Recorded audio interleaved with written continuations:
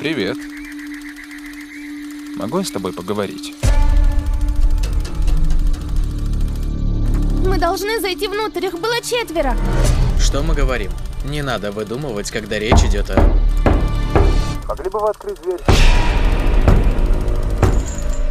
Они врываются! Я с тобой, детка.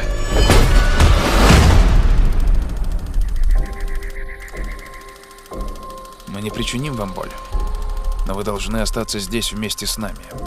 Разные семьи на протяжении всей истории выбирались для принятия этого решения. Ваша семья должна добровольно пожертвовать одним из вас, чтобы предотвратить апокалипсис. Мы не будем никем жертвовать! За каждое ваше «нет» погибнут сотни тысяч людей. Это происходит на самом деле.